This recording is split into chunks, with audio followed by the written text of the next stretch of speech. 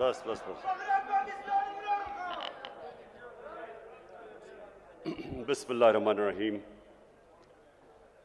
اللہ تیری عبادت کرتے ہیں, تیرے سے مدد مانگتے ہیں. جناب پیر سید منور حسین شاہ صاحب, میں آپ کا اور اپنے سارے معزز مشائخ جو سارے پاکستان سے یہاں آئے ہوئے ہیں, میں پہلے تو آپ سب کو خوش آمدید کہتا ہوں, اور مجھے خوشی ہے کہ اس موقع پہ میں آپ سب سے اپنی بات چیت بھی کر لوں, اور جو میرے خیالات ہیں اپنے ملک کے اوپر وہ بھی آپ کے سامنے رکھ لوں. یہاں بات نہیں کرنی. سب سے پہلے جی میں یہ واضح کر دوں کہ میں کوئی اسلام کا اسکالر نہیں ہوں. میں کبھی بھی اپنے آپ کو کوئی اسلام کا عالم نہیں سمجھا, لیکن میں ایک وہ انسان ہوں جس نے آہستہ آہستہ اپنی زندگی کے تجربے سے, اور تجربہ وہ جو کہ میری کرکٹ کی وجہ سے ساری دنیا میں مجھے پھرنے کا موقع ملا. میں نے اپنی یونیورسٹی بھی باہر کی, اور پھر کوئی اپنے 20-25 سال زندگی کے آدھا وقت پاکستان گزارتا تھا اور آدھا ملک سے باہر گزارتا تھا کرکٹ کی وجہ سے. تو میں نے اپنی زندگی کے تجربے سے اور دنیا کو سٹڈی کرتے ہوئے میں اپنے دین کی طرف آہستہ آہستہ آتا گیا. اور میں جو باتیں کرتا ہوں وہ میں ایک اسکالر کی حیثیت سے نہیں کرتا. وہ انسان جو اپنے آپ کو بڑا خوش قسمت سمجھتا ہے کہ اللہ ایک اپنا کبھی کسی کے اوپر خاص کرم کرتا ہے تو اس کو وہ ایمان دے دیتا ہے. اللہ کا جو سب سے بڑا تحفہ, میں اپنے بیٹوں کو بھی یہ بتاتا ہوں کہ اگر کسی جو سب سے بڑی نعمت اللہ کسی کو دے سکتا ہے وہ ہے ایمان کی. بولنا نہیں ہے, وہ ہے ایمان کی. اگر ایمان انسان کو دے دیتا ہے, میری نظر میں, پھر سے میں ایک اسکالر نہیں اپنی حیثیت سے بات کر رہا ہوں, وہ انسان کو آزاد کر دیتا ہے. جو ایمان ہے وہ سچا ایمان ہے ہی وہ جو ایک انسان کو آزاد کر دیتا ہے. کیونکہ وہی جب آپ لا الہ الا اللہ, آپ کے دل میں جب اللہ ایمان ڈال دیتا ہے اس کا مطلب ہی کچھ اور ہو جاتا ہے. بنسبت کہ ہم دنیا میں نے بڑے مسلمان دیکھے ہیں, کلمہ بھی پڑھتے ہیں, لیکن وہ ان کو آزاد نہیں کرتا. قرآن کی ایک میں نے آیت پڑھی تھی کہ ایمان والا آدمی ایمان والے آدمی کو پہچان لے گا. وہ کیسے پہچانے گا؟ میری نظر میں وہ آزاد ہو جاتے ہیں, وہ اپنی نفس پہ قابو پا جاتے ہیں, ان کے خوف دور ہو جاتے ہیں, وہ لالچ کو کنٹرول کر لیتے ہیں, پیسے کو استعمال کرنا سیکھتے ہیں, پیسے سے استعمال نہیں ہوتے. سب سے بڑی بات کہ وہ سوائے اللہ کے کسی کے سامنے نہیں جھکتے. جو خوف کا بت میری نظر میں, میری زندگی کے تجربے میں, جو اللہ نے انسان کو اشرف المخلوقات بنایا, عظیم مخلوق, وہ اس لیے اپنی پرواز نہیں کر سکتا, سب سے بڑا جو بت جب وہ نہیں توڑتا وہ ہے خوف کا بت. مرنے سے میں ڈرتا ہوں, میں ظالم کے سامنے نہیں کھڑا ہوتا. میں نوکری کر رہا ہوں, میں اپنے ضمیر کے خلاف جاتا ہوں کہ میری نوکری نہ چلی جائے. میں تو اس کو بھی شرک سمجھتا ہوں. جدھر آپ اپنے ضمیر کا سودا کرتے ہیں اور رائے حق سے ہٹتے ہیں, میری نظر میں تو وہ بھی شرک ہے. پیسے کی پوجا کرنا, پتہ ہے کہ میں چوری کر رہا ہوں, کرپشن کر رہا ہوں, لیکن میں ہر چیز جسٹیفائی کر لیتا ہوں کہ جی میرے گھر میں پیسہ نہیں تھا اس لیے چوری کر رہا ہوں۔ میں نے تو زندگی میں لوگوں کو ہر چیز کو جسٹیفائی کرتا دیکھا، قتل کو بھی وہ جسٹیفائی کر دیتے ہیں، کرپشن کو، قتل کو، جھوٹ کو، زنا کو، سب کو جسٹیفائی انسان کر سکتا ہے۔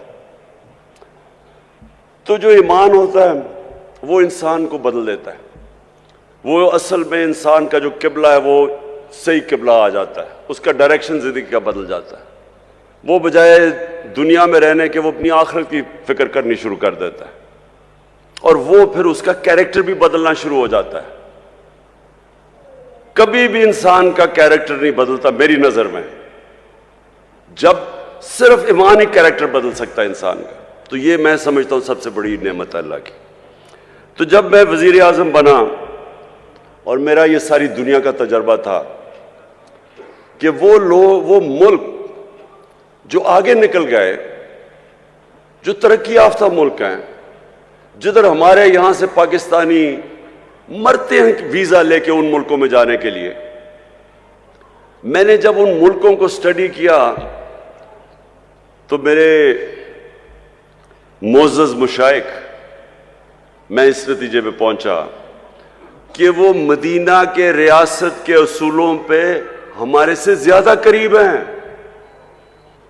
ادھر عدل اور انصاف کا نظام ہمارے سے بہتر ہے، ادھر ان کی میرٹ کا نظام بہتر ہے، ادھر انسانیت کا نظام بہتر ہے۔ فلائی ریاست، میں آپ کو کئی ایسی ریاست بتا سکتا ہوں اسکینڈینیویا میں، اور اگر آپ کبھی پاکستانی ملے ادھر سے تو ان سے پوچھیں کہ انسانیت کیا ہوتی ہے۔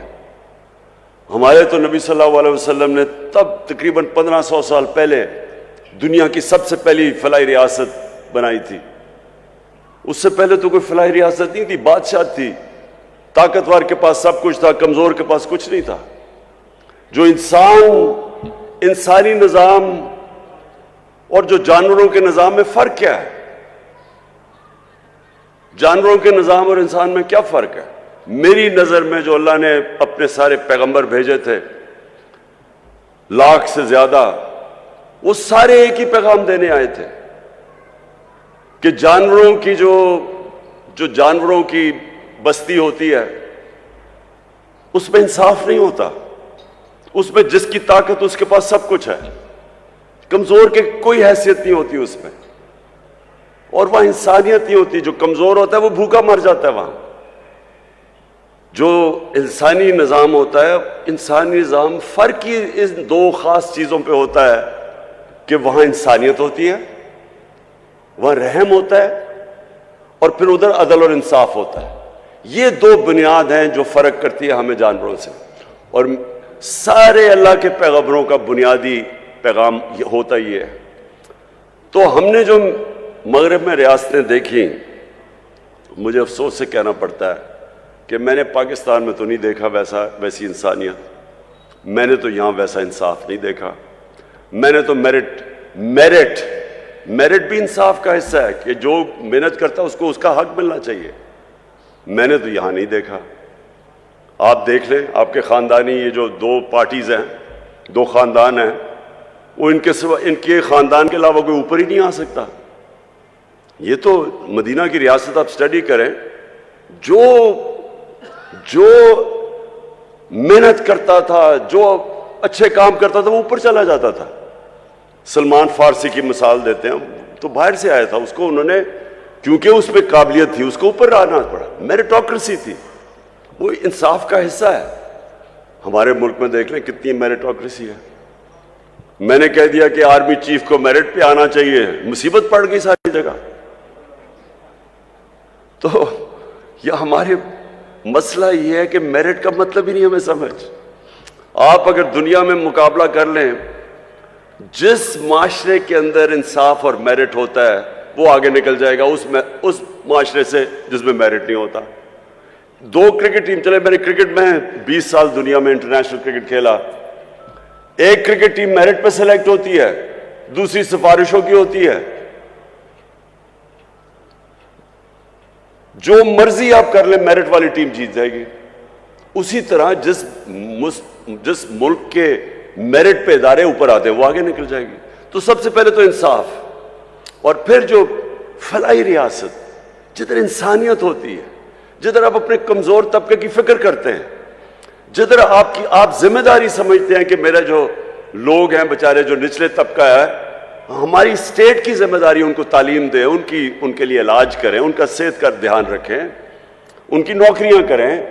یہ آج آپ یورپ چلے جائیں, برطانیہ چلے جائیں, آپ ان ملکوں, علی پیچھے ہو, آپ دنیا میں چلے جائیں, ہر جگہ کے اوپر آپ کو یہی نظر آئے گا کہ بہتر ان کا سسٹم, سوشل سیکیورٹی سسٹم بہتر ہے, فلاحی ریاستیں ہیں. وہاں عدالتوں میں جاؤ, وہاں عدالتوں کے اندر کمزور سے کمزور آدمی کی عدالت کے اندر ان کو انصاف ملتا ہے. تو میں جب مدینہ کی ریاست کی بات کی, اور پہلے نہیں کی, جب ہمیں حکومت ملی تب میں نے شروع کیا. تو یہ میں نے لوگوں کو سمجھانے کی کوشش کی کہ دیکھیں جو وہ اصول تھے جس کے اوپر میرے نبی صلی اللہ علیہ وسلم نے مدینہ کی ریاست کھڑی کی تھی, کیوں اللہ ہمیں حکم کرتا ہے کہ نبی کی سنت پہ چلو؟ کیوں اس کا حکم ہے؟ ہماری بہتری کے لیے. اللہ کو تو بے نیاز ہے, اللہ کو تو آپ فائدہ نقصان نہیں پہنچا سکتے, لیکن یہ ہماری بہتری کے لیے کہ اگر ہم ان کی سنت پہ چلیں گے تو ہماری بہتری ہوگی. کیونکہ مدینہ کی ریاست میں یہ بھی ہمارے لوگوں کو نہیں پتا, دنیا کی تاریخ کا سب سے بڑا وہ انقلاب تھا. دنیا کی تاریخ میں اتنی بڑی تبدیلی نہیں آئی. 622 اور 632 کے بیچ میں وہ لوگ جن کی کوئی حیثیت نہیں تھی, وہ دنیا کے لیڈرز بن گئے. یہ تاریخ کا حصہ ہے, یہ بھی ہمارے لوگوں کو نہیں پتا. 10 سالوں کے اندر صرف 1200 سے 1300 لوگ جنگوں میں مرے تھے دونوں طرف. جو جنگوں کے اندر دونوں طرف کیجولٹیز ہوئی تھی وہ 1200 سے 1400 تھی. لیکن اسی ٹائم میں سارا عرب بدل گیا, اور وہ لوگ جس طرح انہوں نے دنیا کی لیڈرز بن گئے, فکری انقلاب آیا تھا. تو وہ کیا چیزیں تھیں, وہ انہوں نے ہمارے نبی صلی اللہ علیہ وسلم نے کس طرح ان کو چینج کیا, ان کا کیریکٹر کیسے بدلا, یہ ہمارے لوگوں کو نہیں پتا آج. میں نے اس لیے رحمت للعالمین اتھارٹی بنوائی, بڑے بڑے عالم کو ہم نے اوپر بٹھایا, ہم نے کہا کریکولم ڈیولپ کرو, اسکول کے بچوں کو سیرت نبی سکھاؤ, 8, 9 اور 10 کلاسز کے اندر کورس اسپیشل ڈیولپ کرو, یونیورسٹیز کے اندر ریسرچ کرواؤ, کالجز کے اندر ڈیبیٹس ہوں, پتہ چلے ہمارے نوجوانوں کو کہ کیا اتنا بڑا انقلاب کیسے آیا تھا, کیسے دنیا مسلمانوں نے ٹرانسفارم کر دی تھی. 1000 سال تک مسلمان دنیا کی سب سے بڑی پاور تھے. وہ کیا چیز تھی, کیوں اوپر, پھر مسلمان جب اوپر بھی گئے پھر نیچے کیوں آئے؟ اقبال نے جو شکوہ اور جواب شکوہ لکھا, کیا کہنے کی کوشش کر رہا تھا کہ ہم اوپر کیوں گئے اور پھر ہم نے کیا, وہی مدینہ کے ریاست کے اصولوں سے پیچھے ہٹے, ہم نیچے آ گئے. اور آج ہم پھر کیسے اپنے لوگوں کو اوپر لا سکتے ہیں؟ اس لیے ہماری کوشش تھی کہ یہ اتھارٹی بنا کے ہم سارے ملک کے اندر لوگوں کو سمجھائیں, اپنے یوتھ کو, نوجوانوں کو, پھر ان کا کیریکٹر بلڈنگ کریں.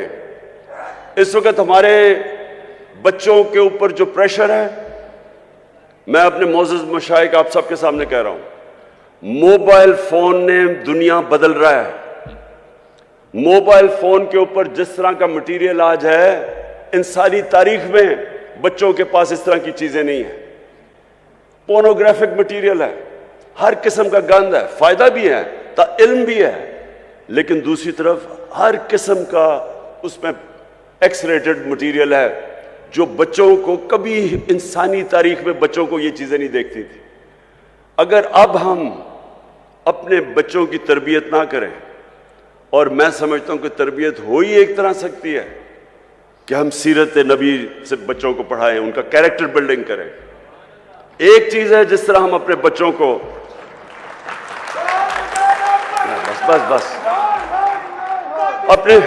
بس بچوں کو ابھی سے ان کی تیاری کروائیں اپنی حفاظت کرنے کے لیے, کہ جس طرح کا یہ ہے. اور میں آپ کو بتا رہا ہوں, میں جب پرائم منسٹر تھا, میں نے جب آئی جیز کو بلوایا, ان سے پوچھا کہ بتائیں کون سی جرم تیزی سے بڑھ رہے ہیں. تو ہمارے زمانے, جب میں 4 سال پہلے کی بات کر رہا ہوں, تو جو سیکس کرائمز ہیں یہ تیزی سے بڑھ رہی ہیں پاکستان میں. بچوں سے جو زیادتی ہیں وہ بڑھ رہی ہیں, اور وہ اس کی بہت بڑی وجہ موبائل فون ہے. لیکن ہمیں اب اپنی بچوں کی تربیت کی ضرورت ہے. اور میں پھر سے کہتا ہوں کہ ایک ہی طریقہ ہے, ہم اپنے بچوں کا کیریکٹر بلڈنگ کر سکتے ہیں سیرت نبی سے. اور میں دوسری بات کہتا ہوں کہ دیکھیں, مجھے بار بار کہا جاتا ہے کہ آپ بڑی ضدی ہیں, آپ کہ آپ یہ نہیں کہیے جو لوگوں نے کرپشن کی ہوئی ہے بس ان کو چھوڑ دیں, ان کو معاف کر دیں, ان کے اوپر نہ بات کریں, ملک کا سوچیں. مجھے بڑے جو میں حکومت میں بھی تھا تو مجھے پریشر پڑتا تھا کہ جی NRO دے دو ان کو. دیکھیں, یہ بھی آپ کے لیے بہت ضروری ہے کہ میرے جو معزز مشائخ ہیں, آپ کو لوگوں کی تربیت کرنی چاہیے. دیکھیں, ہمارے نبی صلی اللہ علیہ وسلم رحمت للعالمین تھے. ان سے زیادہ رحم کرنے والا انسان نہیں تھا, جس کو اللہ نے کہا کہ ساری دنیا کے لیے رحمت بن کے آئے, مسلمان ہو یا نہیں ہو. لیکن ان کو جو سب سے زیادہ رحمت کرنے والے انسان تھے, رحم کرنے والے انسان تھے, جب فتح مکہ ہوئی انہوں نے ان سارے کفار کو معاف کر دیا جنہوں نے مسلمانوں پہ بڑا ظلم کیا تھا, ان کے اوپر ہر قسم کا تشدد کیا تھا, ان کو ہجرت کرنی پڑی, ان کے جس طرح کی مشکلات کا سامنا کرنا پڑا. تو جب فتح مکہ ہوئی تو ان کو بدلہ تو لینا چاہیے تھا, لیکن رحمت للعالمین نے سب کو معاف کر دیا.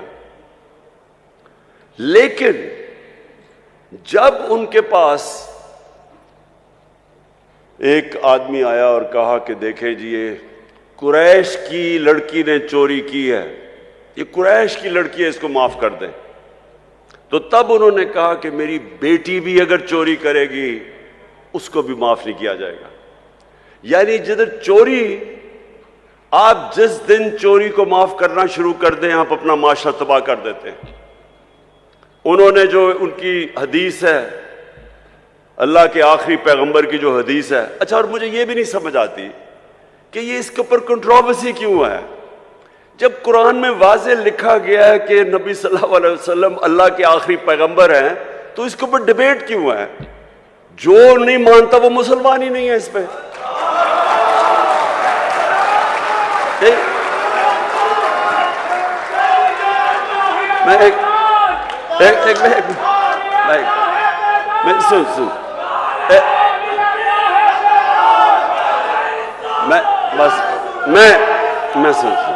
میں صرف یہ کہہ رہا ہوں کہ یہ بار بار کہ جی وہ فلانا قائدیانی ہے, کسی کے اوپر بھی انگلیاں اٹھائی جاتی ہیں. میں سمپل بات کر رہا ہوں, جس نے بھی قرآن پڑھی ہوئی ہے اس میں یہ چیز تو واضح ہے نا کہ محمد مصطفیٰ نبی صلی اللہ علیہ وسلم اللہ کے آخری پیغمبر ہے, واضح ہی ہے. تو اس کے اوپر تو ڈیبیٹ ہی نہیں ہے. ہم ایسے کہ کبھی کسی کے اوپر انگلی اٹھاتے ہیں. اچھا, تو میں یہ اب آپ کو دیکھیں, یہ بہت ضروری ہے ہم سب کے لیے. یہ جو وقت ہے اس وقت پاکستان میں, یہ بہت اہم وقت ہے. وقت کیا ہے کہ ہمارے ملک کے اوپر بیرونی سازش کر کے اس ملک کے وہ نامور ڈاکوؤں کو اوپر بٹھا دیا گیا ہے جو 30 سال سے چوری کر رہے ہیں. ملک آتے ہیں, حکومت کرتے ہیں, ملک کو لوٹتے ہیں, واپس باہر چلے جاتے ہیں, پھر NRO لے کے پھر واپس آتے ہیں, پھر چوری شروع کر دیتے ہیں, پھر باہر چلے جاتے ہیں, پیسہ ملک کا باہر لے جاتے ہیں. اب مجھے میں سوال یہ پوچھتا ہوں کہ اگر ایک بحثیت معاشرہ ہم اس ظلم اور ناانصافی کے خلاف اپنی آواز بلند نہیں کرتے اور اس کا مقابلہ نہیں کرتے، ہمارے اور بھیڑ بکریوں میں کوئی فرق نہیں ہے۔ اس سے بڑا ظلم کیا ہے؟ چوری، آپ یہ ایسے ہے کہ آپ کے گھر میں کوئی چوری کرے، چوری کر کے چلا جائے اور تھوڑی دیر بعد کہ جی میری چوری معاف کر دو۔ کون کرے گا؟ آپ کا کوئی گھر لوٹ کے جائے، آپ معاف کریں گے اس کو؟ کہیں گے پہلے پیسے واپس کرو۔ تو کرپشن تو ملک کا پیسہ چوری ہے۔ وہ جو سارے عوام کا، جو اسکولوں پہ، ہسپتالوں پہ، جو ہر چیز عوام کی سہولتوں کے لیے پیسہ، وہ چوری کر کے باہر لے جاتے ہیں اور پھر تھوڑی دیر بعد کہتے ہیں جی اس کو معاف کر دو۔ اور جب عمران خان نہیں مانتا تو کہتے ہیں بڑا ضدی ہے، بھئی میرا اپنا پیسہ ہوتا شاید میں معافی کر دیتا ان چوروں کو، لیکن عوام کا پیسہ ہے یہ، یا غربت ہے، لوگ بھوکے مر رہے ہیں، 5 کروڑ پاکستانی 2 وقت کی روٹی نہیں کھا سکتے، ان کا پیسہ چوری کر کے تم باہر چلے جاؤ اور پھر آگے کہو گے جی اب ان کو NRO دے دو۔ دیکھیں یہ ملک کا مسئلہ ہے۔ میرے نبی صلی اللہ علیہ وسلم نے واضح طور پہ کہا کہ جو قوم چھوٹے چوروں کو جیل میں ڈال دیتی ہے اور بڑے ڈاکوں کو معاف کر دیتی ہے، NRO کر دیتی ہے، نہیں پکڑتی، وہ قوم تباہ ہو جاتی ہے۔ آج اب کوئی غریب ملک میں چلے جائیں، کیونکہ میں نے ساری دنیا دیکھی ہے، کسی غریب ملک میں چلے جائیں، غربت کا اصل وجہ یہ کیا ہے کہ وہاں طاقتور قانون سے اوپر ہے، کمزور جیلوں میں جاتا ہے۔ اب کسی ملک میں چلے جائیں، نائجیریا تیل کے ذخیرے پہ بیٹھا ہوا ہے، سب سے زیادہ جو تیل ہے وہ نائجیریا کے اندر ہے، وہاں غریبوں کی فوج ہے۔ وہاں کیوں غربت ہے؟ کیونکہ ان کے اوپر لوگ بیٹھ کے پیسہ چوری کر کے ملک سے پیسہ باہر لے کے جا رہے ہیں۔ سوئٹزرلینڈ چلے جائیں، سوئٹزرلینڈ میں کوئی وسائل ہی نہیں ہے۔ ہمارے جو شمالی علاقے ہیں، ناردرن ایریاز، سوئٹزرلینڈ سے دگنے بڑے سائز میں اور سوئٹزرلینڈ سے بہت زیادہ خوبصورت ہے۔ وہ ملک جس کے پاس ہے ہی کچھ نہیں سوائے پہاڑوں کے، وہ دنیا کا سب سے خوشحال ملک ہے، کیونکہ سب سے زیادہ دنیا کے اندر انصاف سوئٹزرلینڈ میں ہے، سب سے زیادہ قانون کی حکمرانی سوئٹزرلینڈ میں ہے۔ کسی طاقتور کی جرت نہیں ہے کہ ملک کا پیسہ چوری کر کے باہر چلا جائے، کسی طاقتور کا جرت ہے کہ کسی کی زمین پہ قبضہ کر لے یا کسی کے گھر پہ قبضہ کر لے۔ قانون ہے، انصاف ہے۔ حضرت علی رضی اللہ تعالیٰ نے فرمایا تھا کہ کفر کا نظام چل جائے گا لیکن ناانصافی اور ظلم کا نظام نہیں چل سکتا۔ ہمارا یہ مسئلہ ہے آج، یہاں کوئی وسائل کی کمی نہیں ہے، یہ اللہ نے ہر قسم کی اس ملک کو نعمت دی ہے، لیکن یہ ملک تب تک نہیں چلے گا جب تک ہم مل کے اپنے ملک کو ان اصولوں کی طرف لے کے جائیں جس کے اوپر مدینہ کی ریاست کو کھڑا کیا تھا میرے نبی نے۔ تو میں آپ مشائخ، معزز مشائخ، میں یہ چاہتا ہوں کہ آپ یہ میرے ساتھ مل کے یہ ملک کی حقیقی آزادی کے لیے جہاد لڑیں۔ بس بس بس بس بس بس بس بس بس بس بس میں یہ پیر منور صاحب،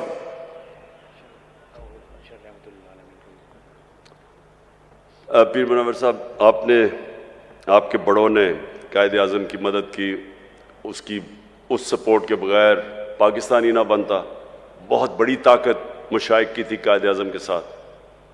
آج آپ سب کی پھر ضرورت ہے کہ جو پاکستان کے اوپر اس وقت کیا جا رہا ہے، جو واردات ہوئی ہے کہ باہر سے سازش ہوتی ہے، امریکی حکم دیتا ہے ایک ہمارے ایمبیسڈر کو کہ عمران خان کو ہٹا دو، اور اس کے بعد یہاں سارے مل کے جو یہاں کے غدار ہیں وہ مل کے گورنمنٹ گرا دیتے ہیں اور پھر چوروں کو اوپر بٹھا دیتے ہیں۔ اور اگر ہم اس کو تسلیم کر جاتے ہیں تو ہمیں یہ بڑا واضح ہو جانا چاہیے کہ ہم اپنے ملک کی مستقبل کی قبر کھود رہے ہیں. اس لیے یہ جو آنے والے دن ہیں اس میں آپ سب کو اپنی ڈیوٹی دینی پڑے گی اپنے ملک کے لیے. میں صرف آپ سے یہ چاہتا ہوں کہ لوگوں کو کم از کم نبی صلی اللہ علیہ وسلم کی سیرت اور سنت کے تحت لوگوں کو آپ جگانا شروع کریں. ان کی سب کچھ انہوں نے جو اصول بنائے ہوئے ہیں کہ ملک چلتا کیسے ہے، عدل اور انصاف کیا ہوتا ہے، انسانیت کیا ہوتی ہے، وہ آپ لوگوں کو ضرور تبلیغ کرنی چاہیے اس وقت، کیونکہ یہ ٹائم نہیں ہے. ہم بڑی تیزی سے نیچے جا رہے ہیں. ابھی شہباز شریف نے جا کے امریکہ میں معافیا مانگی ہے کہ جی خدا کے واسطے ہمیں پیسہ دے دو نہیں تو ہمارا ملک تباہ ہو جائے گا. سوچیں اتنی محنت کر کے سازش کر کے 5 مہینے پہلے گورنمنٹ آتی ہے، آج ساری امریکنوں کو وہاں جا کے کہہ رہا ہے کہ جی خدا کے واسطے ہماری امداد کر دو نہیں تو ملک کا دیوالیہ نکل گیا، نہیں تو ہم اپنے قرضے نہیں واپس کر سکتے. سوال تو ان سے یہ پوچھنا چاہیے کہ آپ کے سارے پیسے اربوں ڈالر ساری دنیا کو پتہ باہر پڑے، ملک کے لیے پیسے مانگ رہے ہو، اپنا پیسہ باہر رکھا ہوا ہے. دوسروں کو کہہ رہے ہو کہ ملک میں پیسہ لے کے آؤ اور اپنا پیسہ باہر لے گئے ہو. تو میں آخر میں سب سے ابھی سے ہی میں اپنی حکومتوں کو، 4 ہمارے پاس حکومتیں ہیں، گلگت بلتستان، آزاد کشمیر، پختونخوا اور پنجاب. انشاءاللہ ہم نے پچھلے سال بھی اور اس سال بھی بھرپور طریقے سے 12 ربیع الاول بنائیں گے. اور جب ہم 12 ربیع الاول بنائیں گے تو اسی میں اپنے نوجوانوں کو نبی صلی اللہ علیہ وسلم کی سیرت سے بھی آگاہ کریں گے اور انشاءاللہ ان کے کیریکٹروں کو اوپر اٹھائیں گے. اور وہ میں ایک دن خواب دیکھتا ہوں کہ وہ وقت آئے گا جب پاکستانی دنیا میں جائیں گے تو جس طرح ایک دفعہ ایک وقت ایسا تھا کہ انڈونیشیا اور ملیشیا میں مسلمان تاجر جب گئے تو لوگوں نے ان کا کردار دیکھ کے، مسلمان تاجروں کا کردار دیکھ کے لوگ مسلمان ہو گئے. انشاءاللہ وہ بھی دن آئے گا جب ہمارا پاکستانیوں کا کردار دیکھ کے لوگ اسلام کی طرف آئیں گے. پاکستان زندہ باد.